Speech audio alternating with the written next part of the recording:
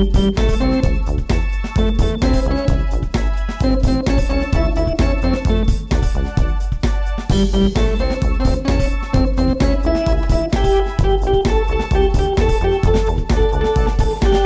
would seem as though. Hi. Good morning. Good morning. Good morning, Vietnam. That's not where we are. No. We're nowhere near Vietnam. Are we? Well, they moved our studio, Yeah. so I didn't know. So now we're just so much closer. I guess if we went to the Pacific and around that way, we could hit Vietnam. Sure. We wouldn't have to, Sure. go across the U.S. and Atlantic and all of Europe. We could get to Vietnam pretty rapidly if we wanted to go. Well, relatively. It's I all mean, relative. Yeah. Yeah. I get you. Yeah. Welcome to another episode of It Would Seem As Though, the podcast where we talk about anything, everything, and nothing. Mostly nothing. I'm Vesta. I'm Annika. And today, I just dropped my daughter off for the first day of high school. Gross. I know, it's crazy because That's ugly. time just goes so fast. Time after time. I mean, it's like, I feel like it was only a couple years ago she was a baby. Yeah. And now she's, turning 15 in December. And it's like, what the actual fuck? Yeah, that's weird. It's crazy. Well, my favorite thing about her, though, is every time, like last year, she turned 14, and she's like, I'm almost 15. The day, on her birthday, I'm almost 15. No, bitch. You still have one more year, girl. You better calm your ass down. I'm almost an adult. I know. Like, oh, bitch, shut up. Ma'am, calm down. Shut up. Calm I know. down. So she was nervous about her first day, obviously. Yeah. Because high school, big change. Yeah. And her Lots high more school kids. Is huge. Yeah. 3,000 students. That's crazy. That's a lot of kids. That is a lot of kids. And how did I help her by starting her day? Dropping her off at the wrong place. Because her teacher was like, drop her off at the bus stop on 130th. And I was like, could you be more vague? Yeah. So I took her to where I saw the thing that said buses. That made sense. Yeah. And then there was hundreds of children. Mm-hmm. There were people holding signs with, kids A through C or blah, blah, blah. And I was like, okay, there's someone with U through V. You start with V. That's the lady for you, I guess. Mm-hmm. Dropped her off. And then after I dropped her off, I was like, I'm not sure if that was right. I just had this feeling. I was like, because they said this is where you'll drop her off and this is where you'll pick her up every day. I was in a bus lane where there weren't supposed to be cars. So I was like, this can't be right. Yeah. And then somebody's waving me on, like, get out of here, brr, like I was at the airport. Yeah. And I was like, I'm dropping my child. Stop bothering me. God, don't rush me. I'm already freaking out enough. And so I looped around to the other entrance on the other side of the school. By the way, literally, you can get to the school on 130th or 135th. Oh, it is 5 blocks it takes up deep. 5 fucking blocks, yeah. Yeah. David Douglas is huge. Huge. Yeah. Anyway, and so I go to the other one, and I was like, oh, I see. Oh, the short bus is cutting through there. Uh-huh. And there's a small group of children and a little bus loop and people with signs. I was like, I think this is where I slept. Maybe this is right. So I pulled up, rolled down my window, and I said, can you help me? And she goes, maybe. And I said, well, if you can't, you're fired. Yeah. So I got And out. she's like, I'll take it. I was like, school's just starting. Are you ready to be She's fired? like, ready. She's like, I'm done. Yeah. The days were 2 minutes into the first day, and I'm done. Exhausted. I'm ready to leave. I get it. Yeah. Couldn't. And so I told her, I was like, yeah, I was supposed to drop my daughter, I think here, but I dropped her off over there, and I'm worried I was in the wrong place. And she's like, well, who's your daughter? That seems like a good place to start. Weird. And so I told her, and she Some goes, white girl. yep, she was supposed to be here, but now that I know she's over there, I will get her, and whatever. I was like, okay. And so all I can picture is her over there going, Being like, I know. Yeah. Yeah. Well, I feel, to be fair, no matter where you dropped her off, right or wrong, it's high school. She's going to be like, yeah. So before we left, she's like, when is this done? I was like, well, this is the first day of school, so it's going to be a little bit. Yeah, June. You have a few more months. Yeah, and 4 whole years of this. But she was just like, I don't want to go. The high school's stupid. I don't blame you. Yeah, I get it. I hated it too. I wasn't nervous for starting at a new school for high school because it was the same kids I'd gone to school with. Except you only went to school with kids from. Wait, did you know Carlton and Yamhill kids? Yeah, because I went So I grew up, as y'all know, in the country, and went to 1st, 2nd, 3rd grade in Yamhill. Okay. And then 4th through 8th grade in Carleton. Okay. And then they combine. high school, Yamhill, Carleton. Right. So there were still several kids that I went to elementary school with. Okay. Which, by the way, I'm going to tell you a funny little story about that in a second. But I was a little nervous, but only because it was school. And I was always bullied in school. I hated school, all of that crap. So, but whatever. It was 100 years ago. But here's a funny story that I would have never known this information. This girl who I hadn't seen since 3rd grade, Becky, comes up to me. Honest to God, it must have been the first day of freshman year. And she's like, I don't know if you remember me or if you're still mad at me. And I'm going, I haven't seen you since 3rd grade. How long does one hold a grudge? And why would I be mad? Yeah, right. What'd you do? Well, exactly. Yeah. And she was like, I just, I felt bad ever since 3rd grade that I made you fall on the monkey bars and break your teeth. And I was like, it was you. Oh my God, now I hate you. Fucking bitch. Because I was walking, I was playing on the monkey bars or whatever those bars are called. Yeah. Jungle Gym.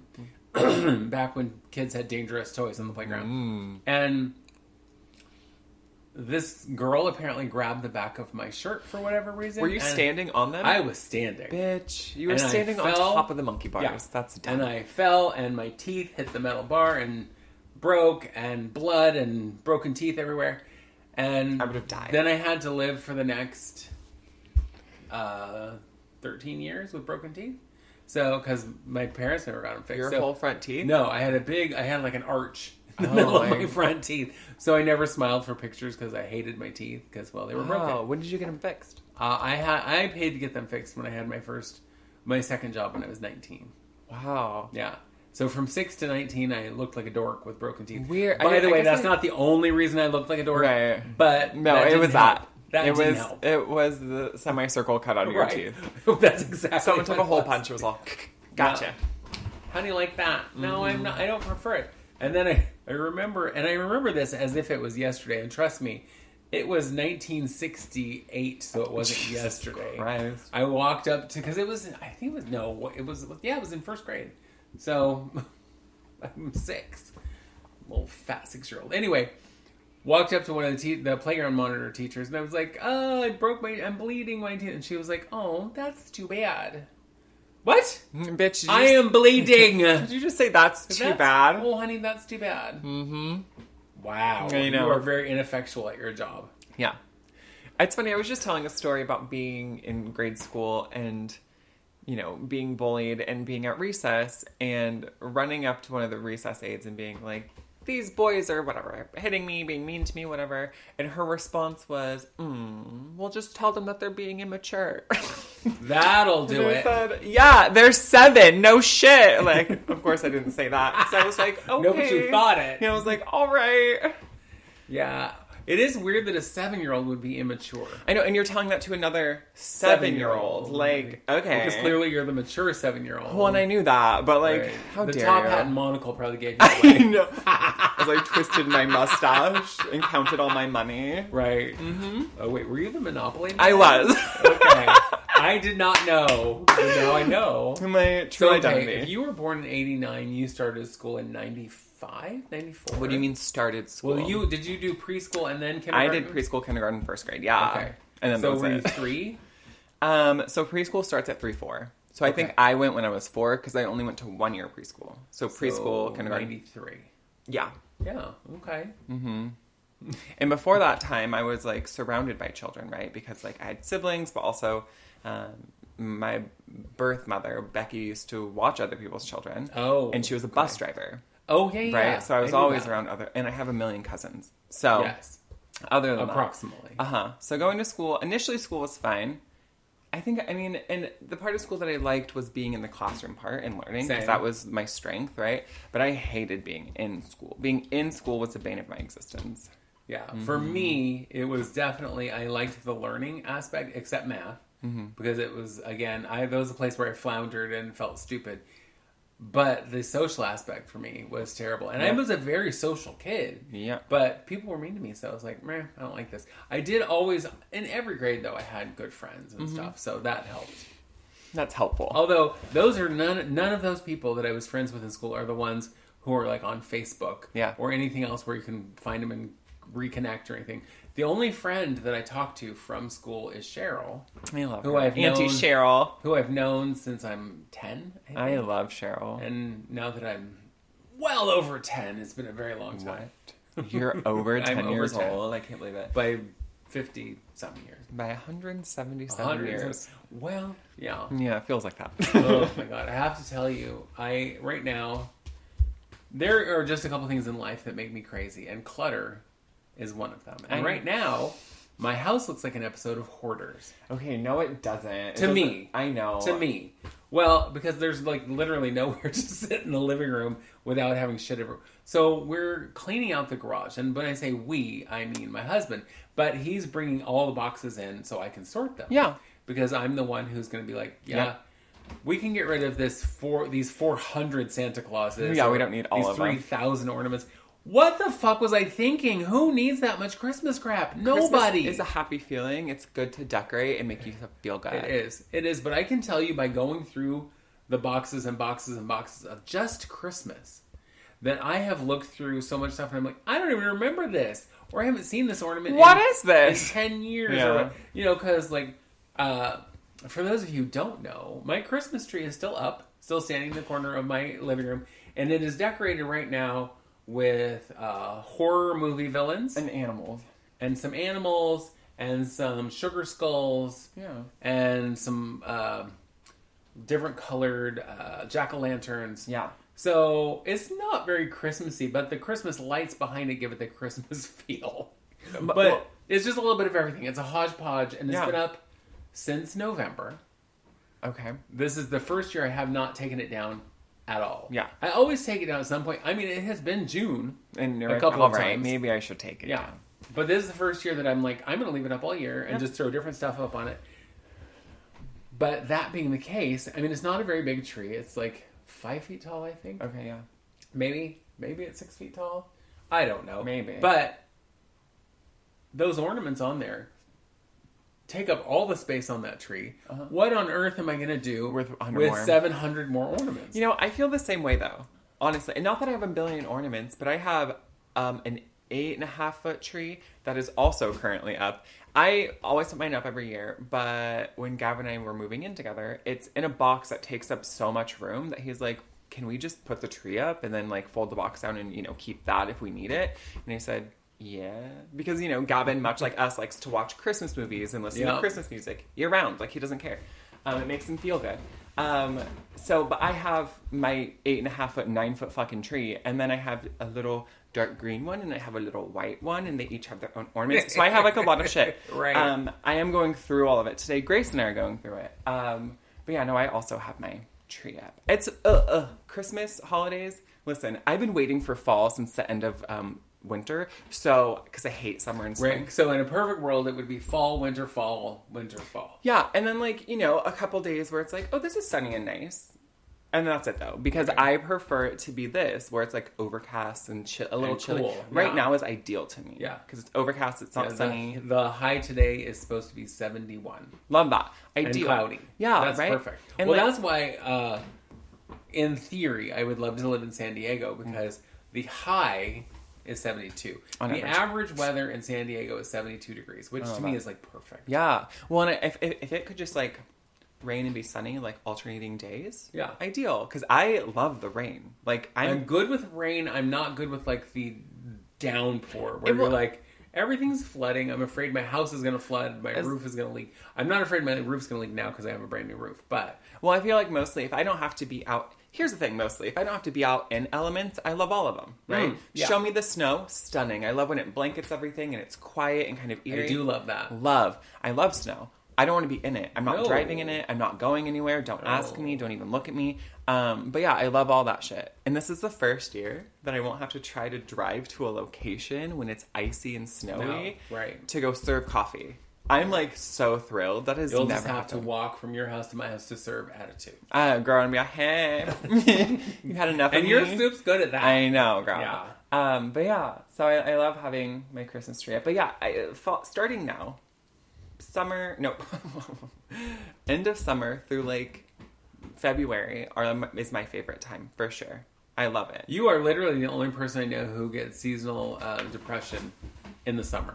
Well, and I found out going to my doctor is like reverse seasonal affectiveness disorder, SAD, which is what I have. Most people have seasonal affectiveness disorder where they get sad during the fall, winter. Yeah, makes sense.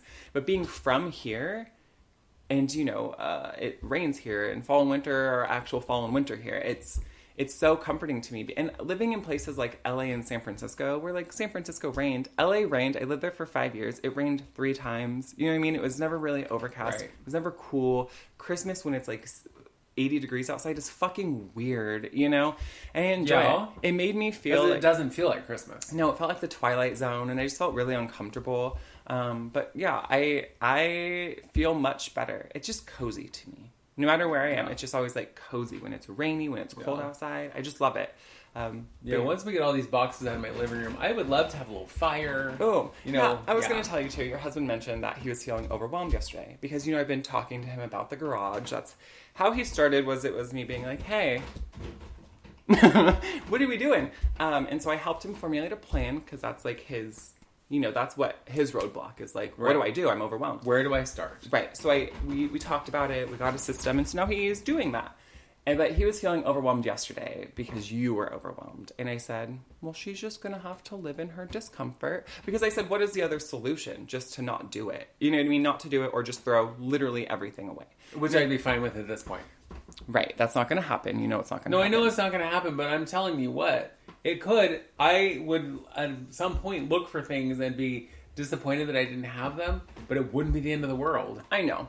But I just said, you're doing this work, moving stuff. It's overwhelming for you in general. You're taking stuff to her. I understand. And I understand because Gavin and I had this conversation about you. That's why we went to the beach when you had your roof replaced. We did all these things because when things are happening, there's too much movement. There's too much activity happening in your house. It's too chaotic. You want to leave. And I know that. But this isn't going to be forever. Right. No, I know. I have that whole... It's fight or flight. And for me, it is flight. I need out. Yeah. Because when... And especially when there's remodeling going on or the roof... Because it's so loud. And it's nonstop loud for hours and hours and hours. And it's too much for me. Yeah. And then there's the whole... Well, the dogs are freaking out because it's loud and there's people here. And so it really just... It's too much, It jangles my nerves. And so yesterday... I did great with not being over until literally, where did I go? I went somewhere. Oh, I took Parker back to school shopping. Buy him a little bit of clothes. When I came back, Grace says to me, oh, we have more stuff in the house to sort. I was like, okay, because they had been bringing in one box at a time. No, that. And I'm like, I'd sort through it. Okay, next. Yeah. And that I'm fine with. One box at a time because I'm like, that isn't overwhelming. Yeah. That doesn't make me feel like, oh my God, there's no end in sight. Sure. Oh, one box. Love it. Yeah, I can do one box. And I was, all right, cool. She goes, there's boxes inside. And he warned me right before we get in the room. He goes, it's just so you know, it's a shit show in there. Okay. All right. Well, his idea of a shit show and mine are very different because he grew up in a hoarding situation. Yep. So to him, it's like, yeah, it's messy. Yeah, it's a lot. And I'm like, what? I opened the door, and there were, I want to say, 6 or 7 boxes for me to sort all stacked up. So there wasn't even a path to get into the living room. And I'm all... No, it's too much. Stop! Let me out! I gotta go. I gotta run. And they were boxes of movies. Because... I don't do anything halfway, apparently. I collect Santa Clauses, I have 1,000. I collect movies, I have to have 1,000,000. I collect whatever it is. It's like, girl, calm down. And in my older age, I have. And I'm like, I don't need all this stuff anymore. And I do realize, therapy, that a lot of it was trying to make up for the things I didn't feel like I had growing up. And I get that, and I understand that. And I give myself some grace on that. But literally, I'm going through these boxes of movies going, why? Right. Why on earth did you... Because I will watch some movies multiple times. Yeah. But there's a lot of movies in there that still had plastic on them. So I'm like, you've never watched this. Yeah. I watched it at the theater. And then thought, I want to own that. I want to own that. Or I saw it for a super sale at Blockbuster. And when all, they were, well, I got to buy it. Well, it's $5. Yep. So I got to have that movie. And so we went through that. But at that, when Grace says to me, the next, you either do you want to do Tupperware or do you want to do games? And at that point, I want to run and hide is what I want. And that was when I hit the overwhelmed stage, was when there was so much stuff that I couldn't even get out of the living room at that point. Yeah. And she's like, okay, the next box is coming. I'm like, I know. Well, and your children and it was 3 boxes of Tupperware. Well, and your children... Not just a box of Tupperware. Wait, but could you switch this Tupperware out for things that you're... No, I'm going to. Okay, love that. But your children... So if you want some Tupperware, we have some good Tupperware that is brand new. It's dirty, but it's brand new. I would love. Your children have no concept of a lot of things. Like, one thing is like, this is going to overwhelm my mother. Like, taking 1 box at a time, fine. Taking 16, she might die. Right. I love it. Well, and do you have stuff to donate? You do? Yeah. Okay, cool. Well, and that was the other thing is, very quietly, when specifically Grace couldn't hear, T says to me, we could actually maybe do a garage sale. Mm-hmm. And I'm like, that sounds horrible to me. Mm-hmm.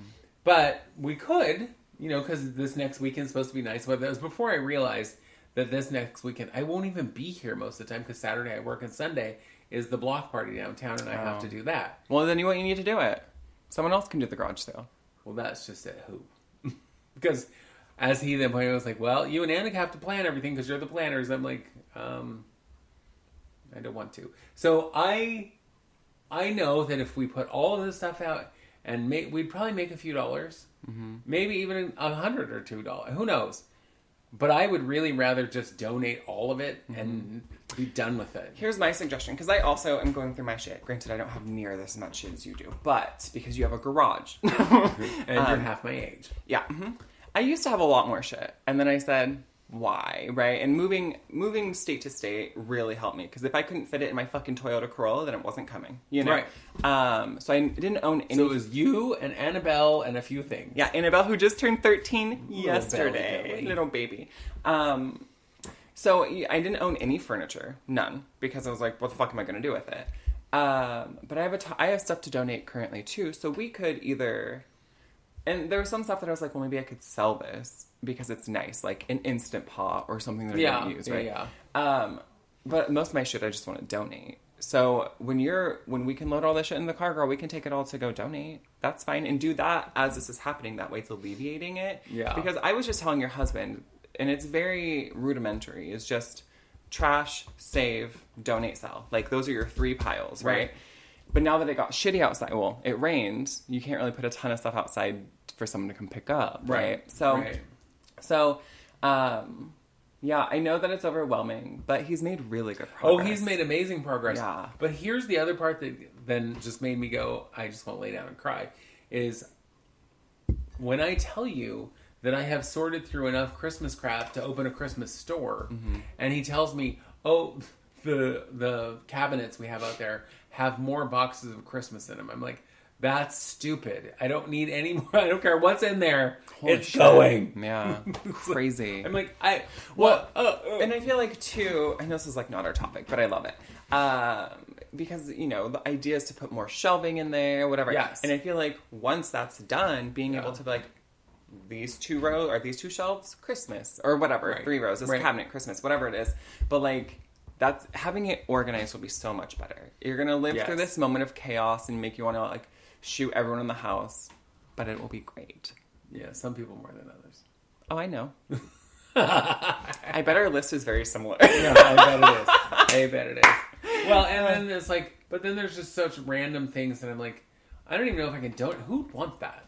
Like what? I just random shit. I mean, like VHS tapes. Who the fuck wants VHS tapes? Yeah. And here's the other thing I'm just going to share with you, is I had read some time ago that this specific copy of The Little Mermaid, the one with the band artwork, because part of one of the spires on the castle looks like a penis. Yeah, it does. It sure as shit does. It does, yeah. That it's worth lots of money. It's not. It might be, but here's the thing about things being worth money. You have to find someone to buy it. Exactly. Yeah. Things are only worth money if someone's willing to pay for them. So I went on eBay, and there are dozens of this. There's one that was starting at 99 cents, and some fool that thought they could get $16,000 for it. 16,000. I know. I'm like, holy shit. Could you live in this world with us? But none of them, several of them said, "Ooh, I'm watching this thing," but none of them had bids on them. No. So because the market's flooded with them, and so therefore there's no value to it. And then they were like, well, all these other old Disney movies that were the less popular, or the less available ones are also valuable. No, they're fucking not. Yeah. So because I also looked for those, and I was like, oh, here's a whole collection of movies for $20. Yeah, I was like, I would much rather donate. Well, if you're gonna get rid of this, I'll take it because I love this, and why not have the VHS version? Right. I can't watch it, but I don't care. It's sentimental to me. It is sentimental. But I know, and I love it. Yeah.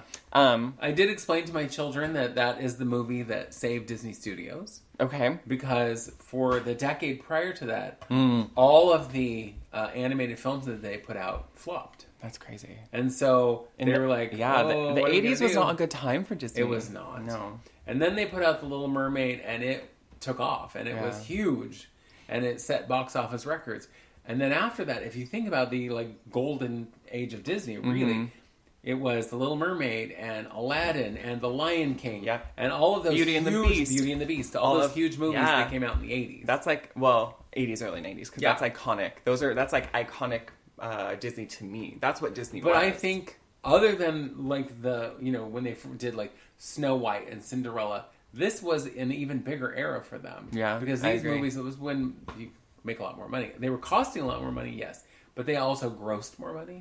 So, yeah. Well, yeah. But anyway, the Disney movies of the 90s were very differentiated though. Because the other ones of Snow White and Cinderella are just white girls who had a hard life. But this is a mermaid. Wait, and then, are you trying to say that white girls don't have a hard life? What? Animals, and then there's people from the Middle East, and then there's Pocahontas, which that story is obviously very incorrect, but still they did, indigenous. Brother Bear is a better indigenous yeah, I like that movie. Brother Bear's good. Me too. But yeah. Yeah, all right. Growing up. But yeah, I just need to get shit cleared out of my living room. But I do get having so much shit or feeling like you collected shit or bought shit because it was stuff you didn't have. That's very much, in my mind, I do the things I want or buy silly things sometimes because I couldn't, right? Because being a poor person, a lot of times I wasn't able to. And so we have cutesy little dumb shit sometimes, but I mean, we're not collecting a whole series of I don't know, Funko Pops or something stupid. Right. Well, I know for me, over the years, I have had some things I collected. I collected Barbies. Mm-hmm. And then when I stopped collecting Barbies, I started dispersing Barbies to people. I was like, oh, here, have this cool vintage Barbie. And none of them, by the way, were vintage. The oldest one I have is 1979. But, it's I had hundreds of Barbies, I feel like. And I now have a handful of Barbies. I collected elephants, and I at some point probably had 457,000 elephants, and now I have, again, a handful of elephants. That's also the problem, though. When you tell people, oh, I collect Barbies, or I collect elephants, people will go to McDonald's and get oh my god, here's that Happy Meal toy of a Barbie, you said you like Barbies, or here's a piece of trash that says Barbie, here's... I've literally had that. I've had people give me, here's an empty Whitman sampler can that says Barbie on it. Well, where's the fucking chocolate? Yeah, bitch. If you're going to give me a Whitman sampler, there better be some chocolate in it. Girl, what the... Do not tease a fat girl with chocolate. That's mean.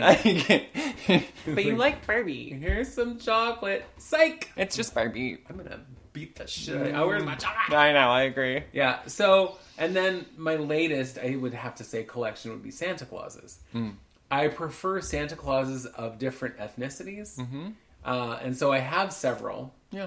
But then I, with everything else, I have trouble with moderation. Which is why I'm an old fat lady, because I have trouble with moderation. So, it's now, okay, you don't need 457 Santa Clauses. We don't need We Are the World Santa Claus. No, we don't. But I'm going to get rid of most of my white Santa Clauses. Love that. Yes, girl. Yeah, because I don't need them. Well, but I have this cool Santa Claus that I think looks like Hagrid from Harry Potter. Oh, right. Except darker. Yeah, but he has this, he's wearing boots and this whole plaids. Yeah. Kind of winter wear. But yeah, I'm going to keep the ones like that, or the ones that were given to me by special. But most of it's got to go. Yeah, I get that. Well, I think your latest collection is probably Fiesta wear, bitch. Yeah, but I only got enough to really... So I have a full set of dishes. Yeah. And then a few bowls, so I didn't go crazy. Well, I mean, you do have a lot, though. You have more dishes than I would ever have. But I'm not talking shit. I think it's great. And it's utility. It's not something that Right. you're just like... And I think that is actually the like- first collection I've ever had that does serve a purpose. Yeah. So I use it every day. You do, yeah. You know. Well, and like I think it's cute to have the collection of things, like the little. I know a lot of this you got from Auntie Alicia, but like the dog biscuit container and like all of the things that you have that are Fiesta ware. It's great. I love it. It's cohesive, and I like that. It makes my brain feel better. And how that started really was when I got married the second time. My mother gave me a set of dishes because I also moved into a house, where I literally had nothing, because I had ended one relationship, and when I left, it was like, you get nothing, and I was like, fine, I just need out. Mm-hmm. And so my mother gave me a set of dishes that were lovely, but they were all white, but they had like a raised pattern on them, so you could see this lovely little fruit design, but it was all one color. It was all white. So everything I had was white. Yep. And I'm all, bitch needs some color up in her life. And then when I started seeing Alicia's Fiesta ware, I'm like, everything's a different color. Like every plate on the table is a different color. But it matches, right? But they all go together. Yeah. It's not like when I was a kid and it was all these plates from the Goodwill. Here's a cute McDonald's plate. Here's a plate you made in first grade. Here's like from one set. Yeah. Although I did have a cute set of McDonald's plate from the movie Hercules. I know you did, girl. I remember this. But they don't last forever because they're plastic. Right, and I also remember those white plates you're talking about that had like the embossing of fruit around it. I remember these. Yeah, and so one year with all my money I got from my clients at Christmas, I was like, I'm going to buy Fiesta ware. And so that's what I did. So you bought you bought 4 plates in one cup because Fiesta ware is $1,000. Well, I think I bought 8 place settings of Fiesta ware. So 8 place settings of 4. So that's a lot. That is a lot. But if you have, if we have even just company, I'm going to need 8 plates. I love you so much, though. It's just so cute to me. Like, if we have company, you have me and Gavin. And then sometimes you have Sarah and Ian. Right? That's it. Well, That's the extent of company. I know. Well, true. And I was talking, because I had these boxes. Old man Chris, my favorite customer from Starbucks, when he moved to wherever, New Mexico, I think, I went to his house and helped him pack up, and he gave me a bunch of shit. Unopened shit. An unopened Instant Pot, unopened boxes of, like, crystalware and all this. But I'll never use any of it, right? And so I took it like, yeah. And I was telling Gavin, like, if we entertained people... But I literally have no other... I mean, I know a lot of people, but most of my friends don't live here, And so... And at this stage of life, who wants crystal punch bowls? That's what I'm saying. Nobody. No, because that era has passed a long time ago. Yeah, I'm not Who that drinks person. punch? Yeah, I'm also not that person. Like, I'm not going to, like, make... I don't really care. I'm not going to transfer it to a crystal... Like, dumb to me. It's idiotic. So, So I took it because I was like, yeah, this is great. And then I was like, what the fuck are you going to do with crystal platters, Annika? When you go to all your parties and serve them? When you're hostess with the mostest? Like, when? Although, that's a great idea. Go to some party where you're invited, where it's a potluck, and then bring your fancy crystal platter filled with, charcuterie or whatever, and then leave it. Yeah. This is yours to all of it. That is your hostess gift. Yeah, there you go.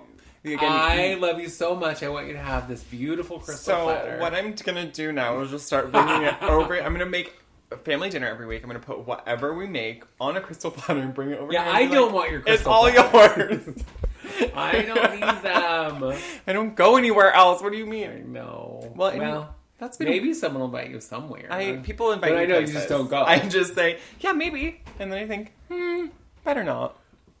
That reminds me, I was having a discussion with my husband the other night of something I realized, I don't know, it wasn't that long into adulthood. I think I was in my late 20s, early 30s, when I realized I don't have to do anything I don't want to do. Now, there may be consequences, like I don't want to go to work today. There's probably going to be consequences of that. Or I don't want to pay my bills. There will be consequences. Yeah. But I don't have to do anything I don't want to do because I'm a grown-ass woman. Right? And he was saying how he appreciates that I have that. But he's just now kind of getting there to the, like, wait, I can say no. I don't have to go to this party just because I was invited. I don't have to go because my family's going and I don't want to go. I was like, right. All those things. And I told him specifically this story where I was invited to a family reunion. And I want to say it was in Seattle somewhere. I don't even remember where. It was a drive. And I didn't want to go. Right. And it was my father's side of the family. And other than my Aunt Grace and her family, I don't, and my sister, obviously, I adore her, but, like my uncles and aunts, who cares? No. Other than Aunt Grace, no. They're all a bunch of assholes, really. Right. And I don't know most of their children. But I was going to go because I felt like I had to go. Obligation. And literally, I'm packing my car going, what are you doing? You don't want to go. And I was like, nope. And I unpacked my car and called my aunt and said, I love you, but I don't really want to see most of the other people that are going to be there, so I'm not going. Yep. And she was like, well, I get it. Yeah. Yeah. I'm disappointed I won't see you, but I get it. But you see her regularly. Well, I do now. Yeah. Because she didn't live here then. Oh, okay. Then, at that moment, I think she was still living in San Diego. Oh, wow. But it was just like, ugh. It's not worth it to me to be uncomfortable around a whole bunch of people. Just see a few people you really want to see. And just save face? Just to be like, I came. It's like, so two of my aunts, to be specific, as to when I went to my cousin Amy's wedding, and they've been married now for 400 or 500 years. Roughly. Yeah. 25 years, I think. They just had their 25th wedding anniversary. Jesus Christ, they're old. I know, right? Well, so I drove all the way from here to Walla Walla, about a 5-hour drive. Ew. And I wasn't feeling super good on the way there. Yep. But I get there, and my Aunt Grace is excited to see me. And then I see her two sisters.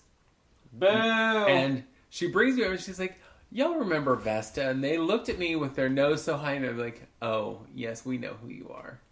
In the cuntiest, I was all... And then you spit in their face and knocked them out.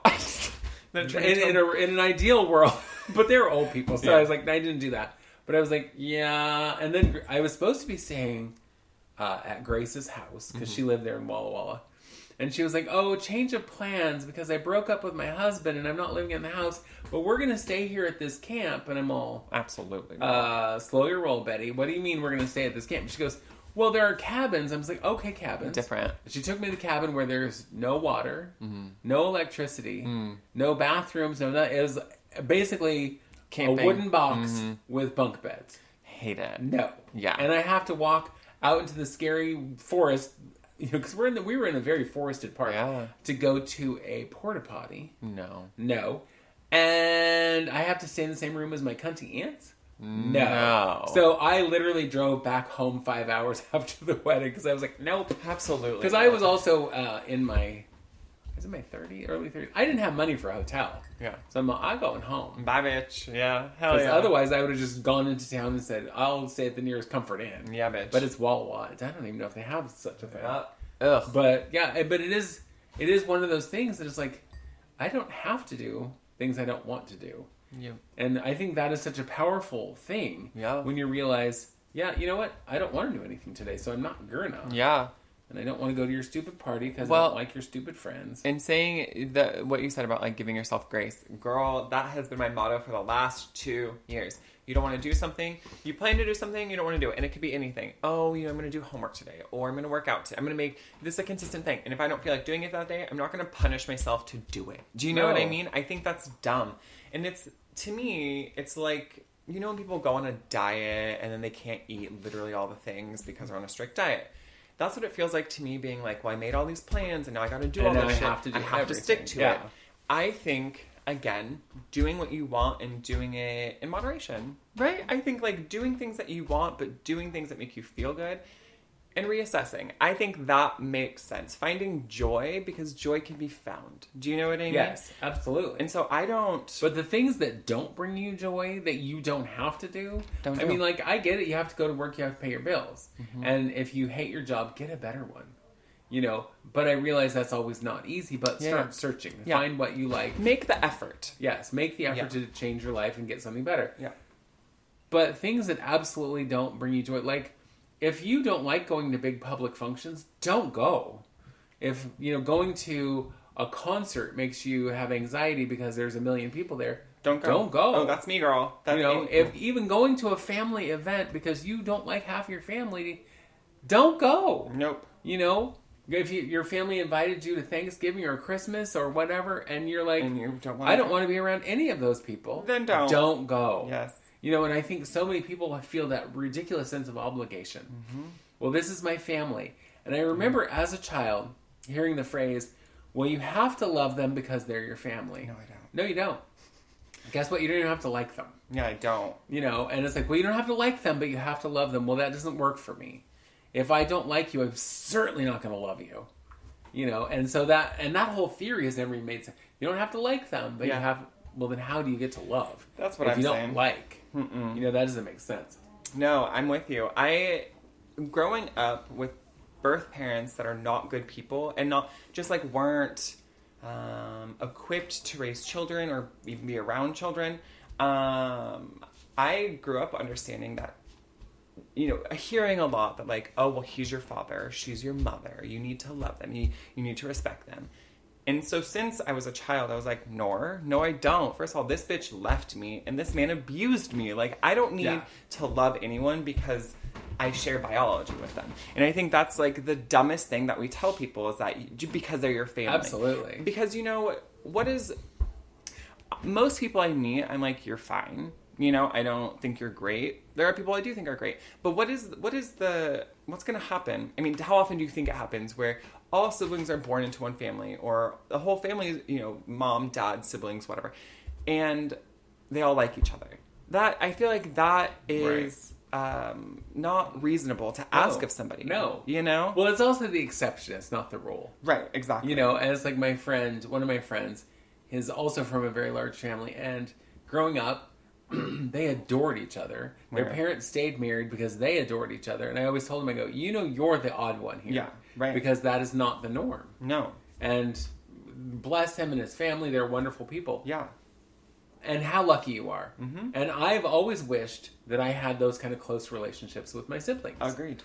And so, as we've mentioned many times, I have one sibling who I adore, and I would love to see way more, but she lives too far away. Yeah. So I see her when I can see her. Blah, blah. But, it's also one of the things that I think falls in that same category is when you tell children they have to hug auntie, uncle, grandma, grandpa, whoever, friend. Well, let them decide. Mm-hmm. One is that body autonomy. It's like they shouldn't have to hug anybody, even you, as their parent, if they don't want to. I agree with you. But for sure, don't make them hug people that they're like, I don't want to hug that person. No, because how or when are they going to learn that is my body, my choice? Yeah, they get to say no. I don't want to hug you. I don't. In fact, you creep me out. I don't want to come near you. Well, kids have such good instincts about people. Yep. If they're like, oh yeah, Uncle Bob's creepy, well, then stay the fuck away from Uncle Bob. Yeah, then don't go near Uncle Bob. But it's all about, well, we don't want to hurt anyone's feelings. I would rather hurt your feelings than have my child feel threatened or uncomfortable or whatever. So, And I hate that shit where it's like, well, go do X, Y, and Z, and that child doesn't want to. I feel that way too about kids and emotions and kids and actions and kids and feelings, right? Like, I have a rough day. I'm bitchy. I'm sad. I cry at nothing. I talk back. I act out. You know what I mean? When I'm in a shitty mood, you know what I mean? And so we expect children to not. We expect children to behave all the time and not act out and not talk back and not be shitty when they're upset and not cry and whatever. And that is, you can't expect that. That's unreasonable to expect of a human being because we don't put that same pressure on ourselves. No. Well, and it's as ridiculous as you saying the teacher go tell those boys they're being immature. Oh, yeah. Well, they're 7. I will absolutely. They're supposed to be immature. It's agreed, yeah. But yes, you're absolutely right. If I'm in a shit mood, although because I'm old enough, I can recognize and go, you know what? If I'm snappy and crabby and whatever, I'm just so you know, I'm in a bad mood. Yeah. But I will warn people. I will honestly call or text my husband and go, just so you know, I'm in a bad mood. Yeah. And here's why. And whatever. And sometimes just the act of telling him why makes me kind of get out of it. Yeah. And I'm not shitty to him. I will sometimes have a tone to my voice that I don't even know that I have, which is mean or snotty or bitchy or hurtful or whatever. You do, because you're a fucking bit. Yeah, well, yeah. Obviously. Yeah. But, yeah, you're right. We can identify it in ourselves. Kids don't even know. Yeah. No. And so we shouldn't expect them to, like, not cry when they're, it's like... No. Whatever. When they're overwhelmed, when they're upset, when they don't get what they want. Because I get it. Because also, regulating emotions isn't an easy thing to do. No, I'm still not very good at it. Well, and I feel too, because Gavin and I are both mentally ill people, like most people in the world today. But, last week he was having a rough week, and nothing happened. It just happens. He gets low energy, he's not talkative, but he's never shitty to me, but I can tell. And we'll talk about it. And yesterday, I woke up feeling a little trashy because the weather changed and I felt like swollen and my ear hurt and my throat hurt. And I was just, again, low energy. I didn't want to do anything. And we went grocery shopping and whatever. But I'm very upfront. And I'm not shitty to him. And I'm never shitty to y'all. You know what I mean? Even when I'm in a bad mood. But I think when I'm in a bad mood, it's hard. Being patient with your children makes me crazy. Sure. But usually I'm all, stop talking to me. But yeah, there are days when I'm still just like, I can't. You know what I mean? Like, I'm going to tell you that I'm not feeling it. I don't know what happened. Nothing happened. I'm in my head. This is why I'm in my head. This is not the day. This is why I'm hot. Exactly. Yeah, this is why. This is why. Yeah. Yeah, no, I get it. So, we kind of sort of have a topic today. I thought it would be fun. Yeah. To answer some, like, Dear Abby questions. I love that. Like, yes. I'm in. Like, people asked us for advice. No one asked us. So we're going to give advice that no one asked us for. I love that. That's my dream. I was like, I pulled up these, like, popular letters. Okay, good. And I have skimmed them. So I'm like, I want to make sure they weren't, like, too crazy or whatever. Sure. All right. So I'm ready. Are you ready? I'm born ready. All right. Dear Abby. Are you going to read the whole letter? Yeah. Okay.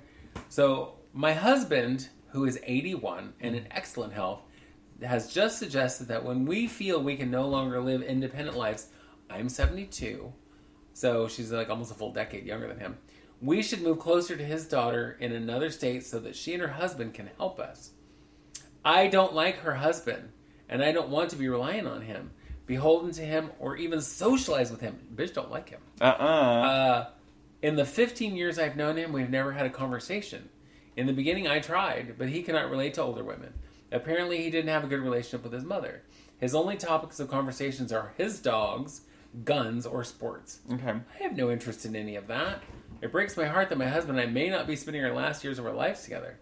I'm sure my husband would tell me, get over it. Get over my dislike of his daughter's husband. Do I have to agree to be around someone I have nothing in common with? I don't like this part of the country either. So now what? Well, first of all, that's a conversation you should be having with your husband. Yeah. Be like, I don't want to live in wherever they are, New Mexico or whatever. Really? I don't want to live there. I don't want to live with them. And I certainly don't want to be relying on them to take care of us. I think we need living. I mean, if we want to like move closer, a couple states closer or something, but have a plan. Mm-hmm. And I think that needs to be a conversation and a compromise, right? If she doesn't want to live with them, she shouldn't have to fucking live with them. And for the husband to be like, well, this is what I'm doing, I feel like that's also a shitty fucking thing to say. I think if you're going to be like, well, this is my daughter and her husband, and we're going to move in with them, and there is no conversation about it, or that your partner doesn't want to, and you're like, well, this is what we're doing, and you have no leeway, you have no bend in what you want, then I think you're just being an asshole. I think her husband's an asshole. Yeah. But, it's like, it sounds like she hasn't even had the conversation, because she said, I think he would say, get over it. You think he would say that? Yeah. Well, then I suggest you start at that beginning. Okay. Be like, have that conversation. Maybe he'll say get over it, or maybe he'll go, oh, I didn't even think about that. Because oftentimes people who come up with a plan, especially if they're not good planners, don't think of every aspect of it. Yeah. They don't think, oh, right, you don't get along with Bob. No. So maybe that's not the best plan. But I would like to be closer to my daughter. Cool. Let's move somewhere within an hour or 2 hours, or a shorter flight or whatever it is. Yeah. But I don't want to live there. I don't like that. You got to be honest. And it's like, if you are married to someone, you should be able to be honest with them anyway. Agreed. So, and if you can't be honest with them, then you should reevaluate why you're married to them. Absolutely. And then it's like, if you're just living with him because you're 72 and you're like, oh, I don't know what else to do, then you're not married to the right guy anyway. No. I love that Dear Abby, because the modern young people version of this now is, am I the asshole? Right, on Reddit. Yeah. So I have one. Oh, okay. I love it. So this is... Wait, let me put on my judge's hat. Okay. All right. Where's my gavel? I have stage 4 cancer with young kids and a wife. Probably going to pass away within 1 to 2 years, so my fuse is shortened with certain people. An in-law says to me, it must be so hard for your family and what your family is going through. I want you to know it's not your fault. They have said something... Oh, already I hate this person. They've said something similar to me before, and I just said, I know, and moved on. This time, I couldn't take it, and I said, no shit. It's pretty obvious I didn't deserve to get cancer, and I know it's not my fault for getting it. She became upset and told a few people I was rude to her. Should I apologize? No. Am I misunderstanding what point she was trying to make? The only way I can think of taking it is that there could be a thought in people's minds that is my fault for getting cancer and making things so hard for my young family. I'm young, lived a healthy life, not that I would deserve cancer even if I didn't, so I don't get it. Am I being overly sensitive? Was she just looking for a goodwill hunting moment? I honestly don't get her point. No. I would have said worse to her. Same. Yes. First of all, most people are terrible around death. In general. Because they don't know what to say, they don't know what to do, and it makes them uncomfortable because they've not had important discussions around death and dying and family. But I'm hoping what this woman was thinking was, I bet she's feeling some kind of bad or guilty or whatever because she's going to leave her family. Yeah. Well, okay. But instead of saying, well, it's not your fault, well, duh. Duh, bitch. Cancer is not your fault. Yeah. But instead of saying that, she should have started with, I know you're going through a really tough time. Is there anything I can do to make your life easier? Mm-hmm. Or, I'm sorry you're going through this. You know, how can anybody... Is there anything anybody can do to help make your life easier? Yeah. Well, and also to put what's happening to you, your cancer, and yes, it's happening to your family as well, right? That makes sense to me. But to say this must be really hard for your family as you're telling the person with cancer, how do you think they fucking feel about it? How do you think the person with cancer... I am dying and I won't get to see my kids grow up. But you're right. I won't. But thank you for telling me it's not my fault. I never thought that it was. Yeah, exactly. But... Is that how you're thinking? You're thinking you think like, it's my fault? Well, I went out and caught myself some cancer. Yep. Because I was being reckless and, Wow. Yeah, honestly. So no, not the asshole. No. And no, you should not apologize. Mm-mm. And you probably just shouldn't socialize with whoever that person... I don't care if that's your mother. It's their in-law. Oh, it's an in-law. Yeah. Tell them fuck off. Yeah. You're not welcome in my house. Honestly. Or unless... But the in-law needs to apologize. Agreed. That's who needs to apologize. That's who needs to... Yes. Okay, your turn. Tell me. My turn. Okay. Dear Abby. Dear Abby, my fiance and I are having dinner at a nice restaurant when a woman came up to him. It turned out she was a former girlfriend of his. When she looked at me questioningly, he introduced me as his friend. Dun, dun, dun. Wait, I'm sorry. Fiance. Oh, my God. Introduced his fiance to an ex-girlfriend as his friend. Oh, no. Already, I'm leaving dinner.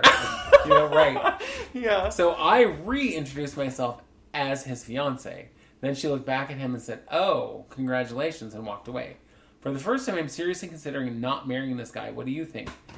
Oh, I say bye-bye. I would be like, excuse me, so we're just friends now? I'm out. I would be out. I'd be so annoyed that, like, this is what you did. And what was your intention behind that? Why would you tell your ex-girlfriend that I'm just your friend? Because you want to appear available still? Exactly. Because that makes you look shady as shit. No, ma'am. So, I don't even have to think about that. That red flag is so big that it's, covering your entire relationship. So get out. Yep. I agree with you. 100%. Okay. Am I the asshole for telling my husband that I'm not his mother and he knows how to dress himself properly? There's more to this. But I love the opening already. Okay, we have 2 kids. I love to take family pictures. A lot of them are when they are in action, and that usually means I am not in the photos. My husband doesn't really take photos, so really no pictures with me in them. So I booked a photo shoot to have a nice photo of the whole family. Right. My husband has been a pain the whole time, not understanding why I would like a family photo. All he had to do was show up and wear some decent clothes. We were doing after I got the kids from school, and he shows up in a band t-shirt. I was pissed, but the photos went on. We got into a huge argument after the kids went to bed. He told me I should be happy he showed up at all. And I blew up and told him that I'm not his mother and he knows how to dress himself. He thinks I'm a jerk, but I feel he purposely messed up the photos. It's hard to wear a buttoned... Is it that hard to wear a button down or a polo when I ask? No, I would be annoyed too. Oh my God. I just feel like you want pictures with your family. And like, why is he annoyed that you want pictures as a family? Right. And then he shows up wearing something fucking stupid. And like, if that was the vibe and you were like, wear whatever you want, fine. Yeah. But that isn't it. And he shows up wearing that bullshit. Right. Now, I don't know. I'm torn in different parts. One, he's an asshole for not understanding why she wants a family photo with herself in it. Yeah. But if Bob always wears a Sure. band t-shirt 7 days, it's like, Yeah. that's him. Yeah. He doesn't wear a button-up shirt. Okay. Yeah. So I'm like, I wouldn't care as much about that. But if everybody else in the picture is dressed nicely, Yeah. like we took family pictures last year, and we're all dressed. I mean, none of us are fancy. No. But we're all dressed in nicer clothes. Accordingly. Right. Yeah, we're all yeah. dressed similarly. Yeah. And whatever. So I get kind of I don't get his side of it really, other than if that's how he always dresses, I guess. Whatever. Right. But really, make a little effort. This is your family. Yeah, you couldn't put it... Listen. And really, this is a gift, basically, that you're giving your wife. She wants this photo. You show up looking decent. Well, and for her to be like, I'm not your mom. You can wear something decent. And like, she didn't say dress up. She said wear something decent. And I would... Put on a polo. A polo's a nice soft shirt. Easy. You could wear a flannel buttoned up over your band shirt. Take it off when you're done. Do you know what I mean? Like, it's not that hard to compromise. And I feel like a lot of time, men have been coddled by their fucking mothers. You know Absolutely. what I mean? And feel like, she's being mean to me. And I'm like, that's your fucking wife. You know what I mean? Like, grow up. That's how I feel about it. Absolutely. Grow the fuck up. Mm-hmm. Absolutely. Here's another one. Dear Abby, my younger daughter, Bree, recently moved back into my home after she graduated from university. She's very opinionated and wants things her way. Already we have a problem. Mm-hmm. My other daughter, Tammy, will be visiting and would like to bring along her Yorkie, which is fully housebroken. I don't mind as long as it stays off the furniture. Bree doesn't like animals indoors because of negative experiences with prior roommates' dogs and has forbidden it. Get over it. Bitch, please. I let her know that this is my house and she can't forbid anything. Yeah. It blew up into a huge thing, and now Tammy is having second thoughts about her visit and now wants to cancel. See, this to me is super easy. I'd be like, first of all, bitch, this ain't your house. Mm-hmm. This is my house. Yeah. You can't forbid anything. Not and a single thing. If you don't like it, get out. Yeah. You a grown-ass woman, get a house, Toodaloo. get an apartment, get a roommate, do something. Toodaloo. But you don't get to make the rules in my house. You get to make the rules around your body, not around my house. No, agreed. There's nothing more to say to that. I think you're being a dumb bitch. The house owner says, it's fine, I don't care, don't go on the furniture. Fine. Then bring your dog. That's what I would do. I would bring my fucking Yorkie and be like, sorry, you don't want it here, go stay somewhere else then. Do you know what I mean? Go stay in a hotel for a few days while Bitch, I'm here. that's what I'm telling you. Yeah. That's what I'm telling you. I kind of love this one. All right, because this will probably be the last one we have time for. Okay. So am I that asshole for wanting to go on vacation with friends and not babysit my niece who's in the same hotel? Hi, disclaimer. English isn't my first language and I'm writing on a mobile. Okay. To start off things, I'm a male 29 and 3 of my friends booked us a weekend trip Friday through Sunday.